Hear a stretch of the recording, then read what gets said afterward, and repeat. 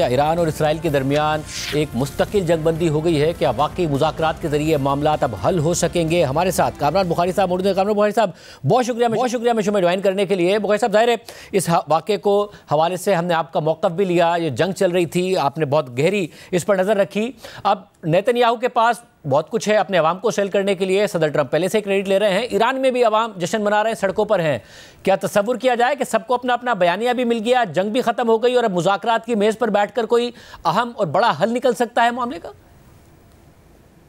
नहीं, देखें, सदर डोनाल्ड ट्रंप का यही आउटकम वो चाहते थे कि हर जो एक्टर है, स्टेक होल्डर है, वो कुछ ना कुछ ले जाए ताकि एक डील की तरफ जा सकें। तो देखा आपने कल जो है वो एक कोरियोग्राफ्ड परफॉर्मा जो है, जिसको हम परफॉर्मेटिव एक स्ट्राइक की गई, जिससे कोई नुकसान नहीं हुआ, लेकिन वो ऑफ रैम्प बन गया जंग से निकलने के लिए। तो उसके बाद जो है, क्योंकि वो करना ज़रूरी था, मतलब उन पे हमला हुआ, अमेरिका ने जो अपना 14 GBU-57 गिराए उनकी एटमी तनसीबात पे जो फोरदो में थी, तो वो उसके बाद फिर मेज़ पे तो नहीं आया जा सकता था ना, वो उनको भी कुछ दिखाना था, उनको दिखाने दिया। ये ऐसे ही हुआ था जब वो जनरल कासिम सुलेमानी जो IRGC-QF के कमांडर थे, उनको जब हलाक किया गया था, तो उसके बाद भी इसी किस्म की एक ऑफ रैम्प दी गई थी, गो कि उस वक़्त मज़ीद कोई बातचीत की ज़रूरत नहीं थी और हालात बहुत मुख्तलिफ थे। तो आई थिंक कि उनको भी मिल गया। ज़ाहिर है नेतन्याहू जो हैं वो, उनको सियासी तौर पर अपने आप को मुस्तहकम करना था कि वो खासे कमज़ोर थे बहुत सारी वजूहात की बिना पे। तो उन्होंने बेसिकली ये करके दिखाया कि देखें, ईरान के ऊपर हमला जो है वो कितने वज़ीर आज़म आए इस मुल्क के और वो नहीं कर सके, मैं वो वाहिद वज़ीर आज़म हूँ, तो मैंने कौमी मुफाद में ये काम किया। तो वो सेल कर सकते हैं। ईरानी जो रियासत है वहाँ ज़रा मामला पेची, वो उनको ज़्यादा चोट पहुंची है, ज़्यादा नुकसान पहुंचा है, उनकी लीड के अंदर भी जो है ख़ासी अमवात हुई हैं, बिलखसूस जो उनकी रेवोल्यूशनरी गार्ड्स हैं, जो कि सेंटर ऑफ ग्रेविटी हैं उनके जो है सियासी निज़ाम का। तो वहाँ ज़रा अंदर एक वैक्यूम है जो कि उसको रीसेटल होने में टाइम लगेगा। लेकिन मजमूई तौर पे कम अज़ कम रियासत के जितने भी स्टेक होल्डर्स हैं वो ये तो कह सकते हैं कि मतलब हमने इस जंग में जो है कमज़ोर होने के बावजूद जो है वो रेजिस्ट किया। तो आई थिंक इसको कहा जा सकता है कि it's a win win situation.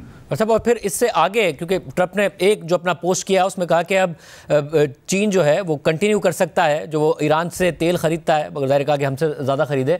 क्या कहीं ना कहीं मुआशी पाबंदियां हटने की तरफ ये मामला जा सकता है यहाँ से ईरान के ऊपर? जी देखें, दो चीज़ें हैं। पहली तो ये है कि ये जो सीज़ फायर है ये कितना मुस्तहकम है, ये कितना जो है स्टेबल है, ये कितना पायदार है, तो इसको देखना बाकी है। तो फिर उसके बाद दारोमदार होगा कि हाँ भाई मज़ीद क्या बातचीत। ज़ाहिर है सदर डोनाल्ड ट्रंप जो उन्होंने गुस्से का इज़हार किया था आज सुबह, तो वो उससे तो ये लग रहा है कि वो चाहते हैं कि वो उस डील तक पहुँचें जो वो शुरू से जो है ईरान के साथ करना चाह रहे हैं। तो इस वजह से उन्होंने जो है इज़राइल पे जो है दबाव भी डाला और सख्त अल्फाज भी इस्तेमाल किए।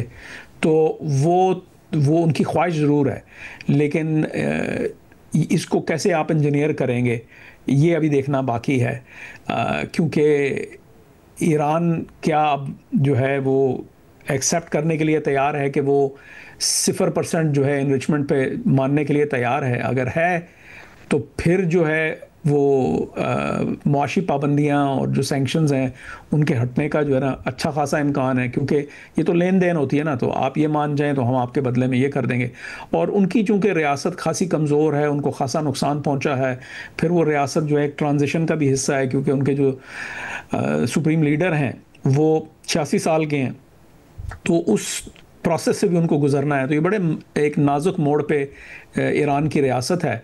तो इस वक्त उनको जितने भी वो अपना मुआशी पाबंदियाँ हट सकती हैं तो वो उनका फ़ायदा होगा।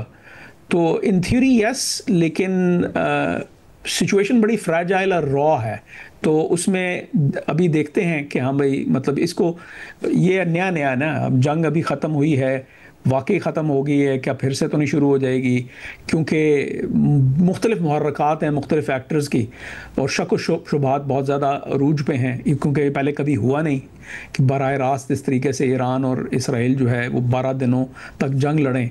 गो कि ज़मीनी जंग नहीं थी, ये कन्वेंशनल वॉर उस तरह नहीं थी, लेकिन फिर भी फ़िज़ाई जंग थी और उसमें लिथैलिटी ठीक ठाक थी।